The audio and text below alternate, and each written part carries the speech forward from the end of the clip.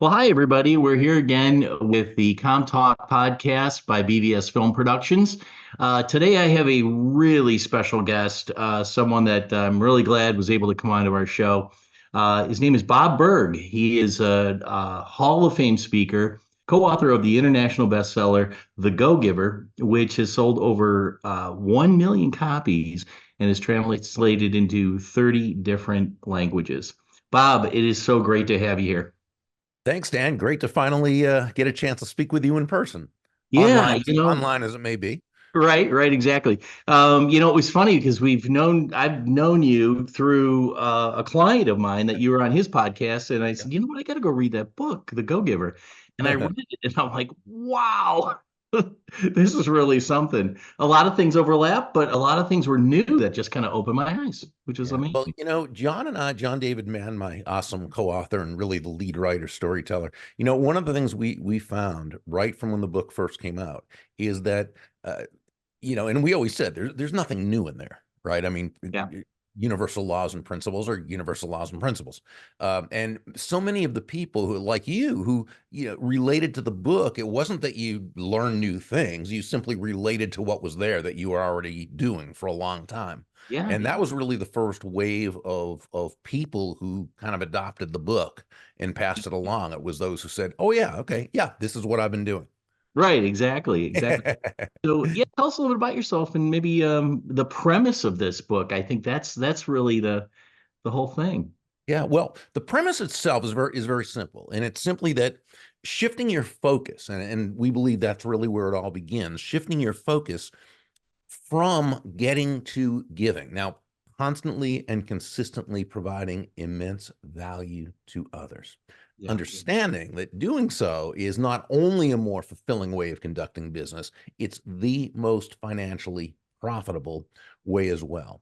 And not for any kind of way out there woo-woo type of magical mystical type of reasons, not at all. It actually makes very rational, very logical sense, and that is when you're that person who can move your focus off of yourself and onto serving others, discovering their needs, their wants, their desires, making it about solving and helping them to solve their problems and challenges, moving off yourself and on to moving them closer to happiness.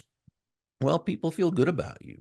They feel great about you. They want to get to know you. They like you. They trust you. They want to be in relationship with you. They want to do business with you when that's appropriate.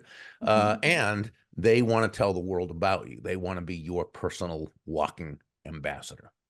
Right. And Hopkins and Zig Ziglar, they say you give enough people what they want, you'll get exactly what you want in life. So this kind of follows that theme all the way through. Those two were great teachers of mine. When I first started in sales 40 years ago, their books were the first two I read. Yep. Back then it was cassette tape albums Oh, were the first ones I bought. They were the first ones whose seminars I went to. So yeah. they Oh, yeah. certainly are just legends and icons in the space. Yeah, exactly. Um, and so in the Go Giver, you say something about totally congruent with human nature. Maybe you can kind of, open up on that a little bit. Tell us a little bit. Yeah, well, and there's two aspects to this. One is understanding that people, and I think Dale Carnegie, by the way, said really explored this very deep. In fact, I believe the following was Dale Carnegie's underlying premise of his classic How to Win Friends and Influence People. And this is where he wrote that ultimately people do things for their reasons, not our reasons. Yeah. And when I used to go all over speaking at sales conferences and so forth, I'm 66 now, so I don't travel anywhere anymore Mhm. to speak. But when I used to, and I always enjoyed it, I'd be in a room in front of a whole bunch of salespeople, and the first thing I'd say is, nobody's going to buy from you because you have a quota to meet. Right. They're not going to buy from you because you have a sales goal or because you need the money Yeah. or even because you're a nice person. They're going to buy from you because they believe that ultimately they will be better off by doing so than by not doing so. Yeah. Okay. And so that's understanding human nature. And we disregard that at our sales peril. Okay. Now, so that's one aspect. It's understanding human nature. It's honoring human nature, which is what the go-giver does. But there's another aspect of human nature, and that is practically every salesperson. Now, I'm not going to say everyone because it's a big world. There's people who do things we don't necessarily agree with and so forth. But most salespeople and most entrepreneurs, they have a burning desire to serve others. Now, we tend to do this mainly through our product or service. It doesn't mean you can't be involved in other causes or things, but basically through our businesses, our products. That's how we add value to the world. Okay, in Right. the Yeah. business sense. Yeah. So because of that, and you put that element of human nature together with the one about why people buy, and it simply means that when you operate as a go-giver, meaning you are focusing on what you can do for this person's benefit, right? For that person, Mhm. well, you're actually going right with, not against, but with human nature. And that's why people who sell the go-giver way, or lead the go-giver way, or what have you, are typically so successful. Right, right. And you know what? The more I was reading it, I looked at it as like there's several paths to the promised land. Tom and I in our book we talk about that as like the promised land for the sales team. Once you're in that area, you have trust. There's value. There's no question about are you available? Are you good at what you're doing? You've already met that level. And it seems like this is a different path. I still think there's techniques involved that are needed in sales, but boy, the Sure. mindset behind this it's really not only unique to a lot of salespeople, but it's something that really, really stands out and it makes you think about it, which is important. Yeah, and so let's pick up on that because I think you make a very very important point. You say, well, what makes the great salespeople great? Okay, Mhm. is it product knowledge? Well, great salespeople certainly have wonderful product knowledge, but so do a lot of very average salespeople. Now, is product knowledge important? Absolutely, Yeah. in the game. Mhm. What about what about sales skills, those techniques, right? Based on principles, but still sales techniques and so forth. Do great salespeople know the sales technique? Absolutely, but actually, so do a lot of very average Right. salespeople. Okay, Hmm. so are they important? Absolutely. They're just not what distinguishes the great salesperson. Yeah. Okay, what really seems to do that, and Dr. Adam Grant, behavioral psychologist at Wharton, who has written like 4 or 5 fantastic books. The first of them was Give and Take, which went very deep into human nature and the psychology of such. He cites in his book a research of the top, in this case, most financially successful financial advisors in Australia. Mhm. Okay. And what was it that made them such high, sustainably high money earners? Okay. Now, they all had great product knowledge and financial acumen, of course. Yeah. They all knew the sales techniques. But what separated them, and what I, believe separates it, no matter what field, is the difference maker is that they absolutely put the interests of their prospective customers and clients first. Right. Okay. Right. And Yeah. that's the difference maker because again, that's the only reason they're going to buy from you, that they're going to do business with you. And so it means that at every single touch point, from the moment you meet that person, whether it's inbound, outbound, whether you've met them in person or online or on the phone, so from the initial contact through the relationship building process, the follow up, the follow through, the sales process, the referral process, every aspect, how do you make them feel about themselves, right? Right. And so when you provide that ultimate experience, if you will, that's what distinguishes. And again, that does not in any way diminish product knowledge. That's important. It does not in any way diminish sales technique. Yeah. Absolutely. That's it. Right. Yeah. Yeah.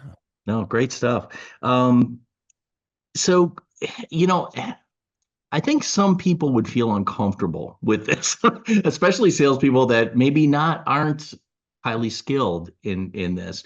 So, what would you say to them on, how they can become comfortable with this? Especially if they have like big quotas, a lot of pressure. I know that can come into play as well. Uh, in other words, Dan, this go-giver stuff, focusing on others, is fine, after I already have the money and don't really need it. But, Right. for right now, I need the money. So I need to be focusing on getting the money, Yeah. right? Okay, Hmm. so let's look at this and let's look at the premise that's based on. Okay. What that's saying is if you really want to make a lot of money and make it fast, don't focus on providing value to the customers. Focus instead on the money you want them to give you.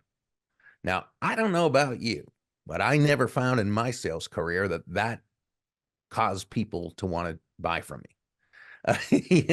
So again, it goes back to they're not doing business because you need the money. So here's the thing. And so let's say we're talking to a new salesperson about this. And again, they don't get this yet. Well, first, this is where the relationship comes into play with them, where the more of a know, like, and trust relationship with them we have, and the way we're able to tactfully and diplomatically suggest this to them, the easier it's going to be for them to buy into it. So, it might be saying something to this person like, Pat, I just, really admire your work ethic and your knowledge of the product and your desire to really succeed. Would you be open to me sharing a couple of ideas with you that will take you from where you are right now, which is great potential, to where you could be, which is really earning the kind of income you'd like? Yeah. Boom. Now, probably they're going to say, yeah, sure, because of the way you asked, tied Right. into what they're looking for. So now we're going to go through a little exercise, right? And we might say, so Pat, I want you to pretend that we're in a sales conversation. I'm the salesperson, and you are the prospective customer or client. Now, I really need the money. Okay, so I'm not going to so much focus on you as much as getting the money, from you. And then after I make a lot of money, I'll do this go giver thing. But for right now, I'm just focused on what I need to get. So now we're going to start the sales conversation. I'm going to ask you some questions because I've been trained to do that. But I'm not so much listening in order to really understand what you need, want, and desire. It's more so that I have enough information to kind of sharp angle you into a close later on. Okay. When you have an objection, uh, yeah, I'm going to certainly answer it, but I'm a little bit defensive because your objection's standing in the way of my money. And so you're going to kind of sense probably that, yeah, it just wants to kind of convince me that this is okay. And rather than getting deep into the actual heart of the objection, I'm going to give you the answer that I've learned for this kind of objection. Now, I'm also going to be closing early and often because, well, I need the money. I need to, now at the end of our sales conversation, are you more likely or less likely to feel good about doing business with me right now?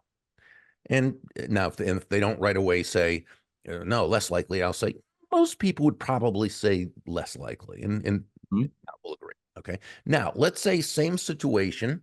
I'm a new salesperson. I need the money. Have the same. Now, I'm not going to deny my self-interest because, first of all, as human beings, we're all self-interested, right? So, successful people live in truths. They don't deny the truths, but they don't let the truths hold them back either, right? They work within those truths in order to advance the process. So, Mhm. I'm not going to deny my self-interest, but here's what I'm going to do. I'm going to put it to the side Yeah. because I realize that my self-interest is going to serve neither the customer nor me, Yeah. my family. Okay. So I'm going to focus on you. So I'm going to ask questions and I'm going to be listening. Right. I'm going to do what Dr. Covey told us, listen to seek to understand. Right. Mhm. And I'm going to also, realizing that we're different people and come from different belief systems and put different values on different things. I'm going to make sure that even after you answer and tell me something, I'm not going to assume I know what you mean by what you said. So I'm going to tactfully and diplomatically ask you to explain further and go deeper. So I really know. I'm going to think about what insights I can add that may help you notice maybe a weakness you don't know you have, so we can help fortify it, or an opportunity you don't realize you have that through our product or service can help you expand on that, and so forth. And mainly by the time we're through, well, let's say this. So you're understanding from the start that I'm interested in you and how I can best serve you. Now, when you have an objection, I'm going to welcome it. And I'm going to assure you it's great that you asked, because you need to feel comfortable with this process if we're going to be able to go ahead and get together on this. But I'm not going to assume I know really what you mean by the objection, because a lot of times they don't even know what they mean by they just know there's something. But we go through the process all the time. They don't, so they don't always know. So what we're going to do, instead of trying to overcome your objection, we're going to work within your objection and kind of go back together as partners to really understand the root cause of Yeah. your then we're going to, again, in partnership, work through it in order to advance the sale. Now, by the time, because I did such a great discovery session, listened so well, and through my questioning allowed you, as my friend Jeff West would say, allowed you to tell yourself what you needed to know, right? Instead of me telling you, you told yourself what you needed to hear, what you did, right? By the time I ask you to take action, I'm simply asking you to do so on something that you've already told me Yeah. you want to do. But more than anything, you know, and you know that I have your well-being at heart. Are you more likely or less likely to want to do business with me right now? And I think most people would say, Yeah. And but you know that, what? It's funny because you can sense it. You just like when I get sold to, you're getting sold to. You can just sense that difference right yeah, away. And it's spider senses go up. You start backing off. And in sales, I know what they're doing and I know why they're doing it. But a lot of people they feel uncomfortable, but they don't know why. You know, yeah, and that's exactly. correct. Yeah. Yeah. No, I agree completely. Um, so, you talk about the five laws.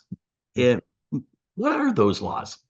The five are the laws of value, compensation, influence, authenticity, and receptivity. The law of value, as we alluded to earlier, is all about the experience you provide that person throughout the process. So aside from just the intrinsic value of your product or service, which again must be much more than what they're paying for, that's economic law. People will exchange their money for that which is of greater value than the money they're exchanging it for. It's also about making their experience so spectacular that they feel great about the entire process. So they profit because they're getting more than what they paid for, but you as the salesperson also profits because what you're selling cost you less than what you're selling it for. In fact, in any free market-based exchange, and when I say free market, I simply mean no one's forced to do business with anyone else. In any market-based exchange, there are always two profits: the buyer profits and the seller profits, because each one comes away better off afterwards than they were beforehand. That's Mhm. basically the law of value. Now, law number two, the law of compensation, says your income is determined by how many people you serve Mhm. and how well you serve them. So it's not just the value, that's the foundational principle, but it's also how many lives, Dan, do you impact with that value? Yeah. So you take, exceptional value plus significant reach, and that equals very high compensation. Law number three, the law of influence, says your influence is determined by how abundantly you place other people's interests first. No, not in a way that's self-sacrificial or martyrish or doormat. No, not at all. It's understanding, and we alluded to this earlier, that as Joe, the protege in the story, learned from several of his mentors, the golden rule of business says, all things being equal, or close enough to equal, people will do business with and refer business to those people they know, like, and trust. And there's no faster, more powerful, or more effective way to elicit those feelings toward you, right, from others, than by genuinely moving from that I focus or me focus to that other focus, looking to, as Sam, one of the mentors in the story, advised Joe, make your win all about the other person's win.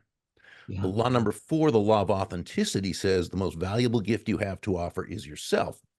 In this part of the story, Deborah shared a lesson she had learned that was very helpful to her, that all the skin, we were talking about this earlier, right? All the skills in the world, the sales skills, technical skills, people skills, as important as they are, and indeed they are very, very important, they're also all for naught if you don't come at it from your true, authentic core. But Right. do when you show up as yourself day after day, week after week, month after month, people not only feel good about you, they feel comfortable with you, and they feel safe with you because they know who they're getting. Now, I'll say one thing about authenticity. I think that, and maybe this is since the advent of and proliferation of social media, I think the term has sort of gotten a little skewed. Authenticity now has almost come to mean no boundaries. Just say or do whatever you want, whenever you want, and don't worry about who you offend and blah, blah, blah, because, well, it's authentic. So that, I kind of disagree. Well, I don't kind of, I very much respectfully disagree with that premise. This would be like the person who says, well, I have anger issues and I yell at people a lot. And if I were to act any differently, that wouldn't be authentic of me. Yeah. And I think that's a lot of malarkey. I think what it means is this person has an authentic problem that he needs to authentically work on in order to become a better, higher, more effective, authentic version of Yeah. himself. So, we don't want people to misinterpret authentic as meaning, don't grow. That's just my excuse to stay where I am, but use it as an impetus to become that higher version. My definition of authenticity is very simple. It's simply acting congruently with your values. And I think as long as we do that, we're on the right track in that regard. Yeah. So true. Yeah.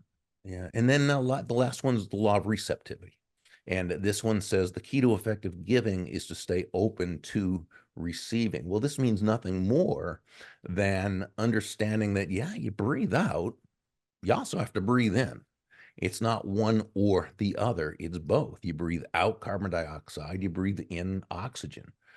You breathe out, which is giving, you breathe in, which is receiving. Mhm. Giving and receiving are really simply, they're not opposite concepts. They're two sides of the very same coin. They work in tandem. Now, unfortunately, the world around us gives us a horrible, I think, anti-prosperity message.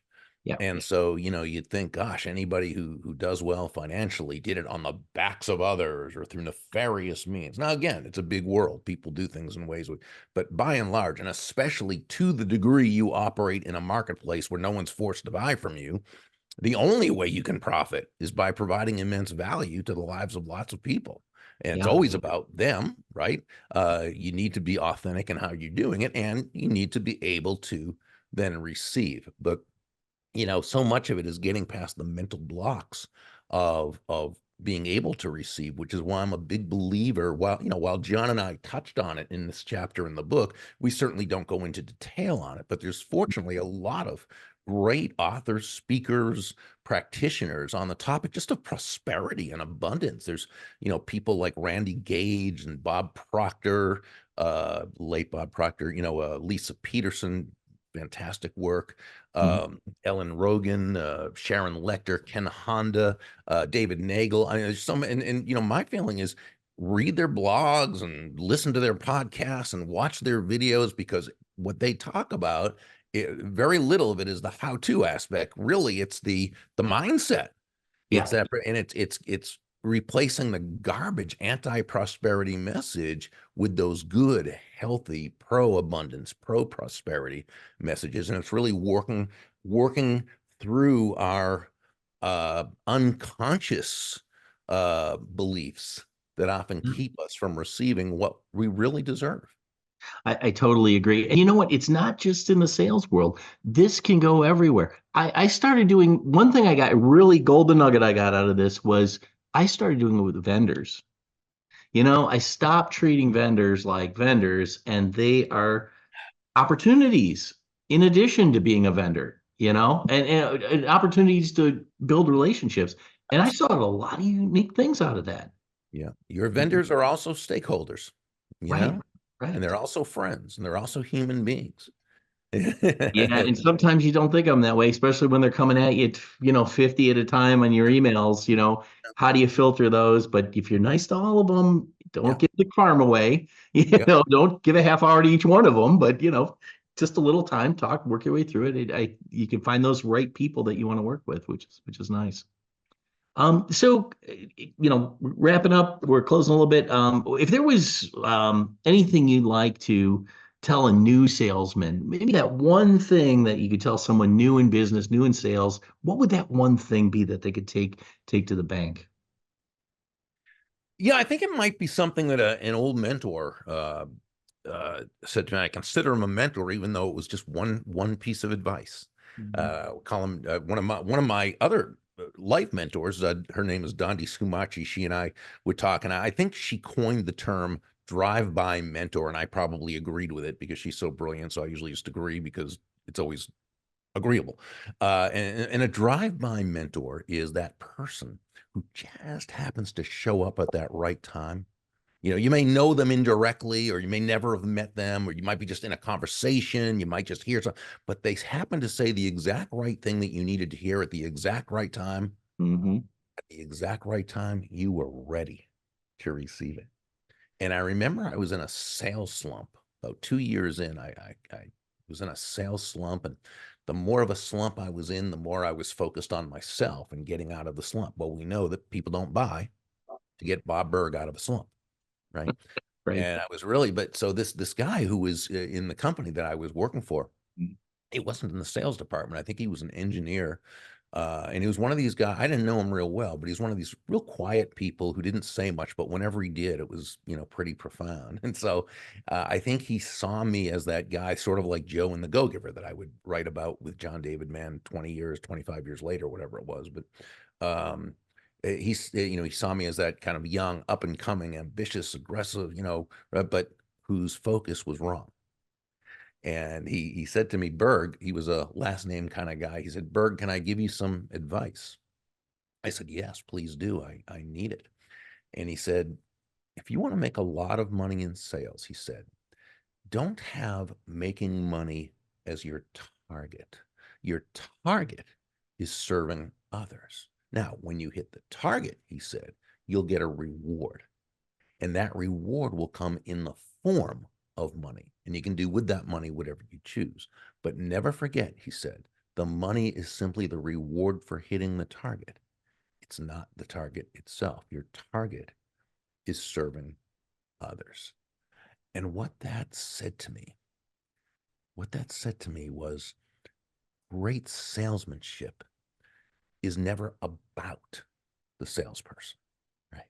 Great salesmanship is never about the product or service, as important as those are. This is not what it's about.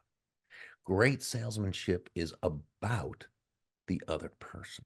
It's about that person whose life you're trying to add value to. Or we could even more accurately say, it's about that person whose life becomes better just because you are part of it. And I think that when we begin with that premise in mind as a new salesperson, right?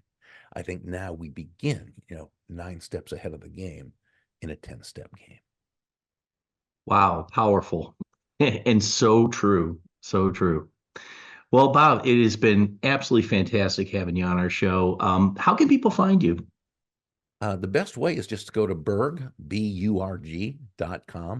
And while they're there, if they like, they can subscribe to my free Monday through Friday daily impact email. And there's lots of other resources on that page.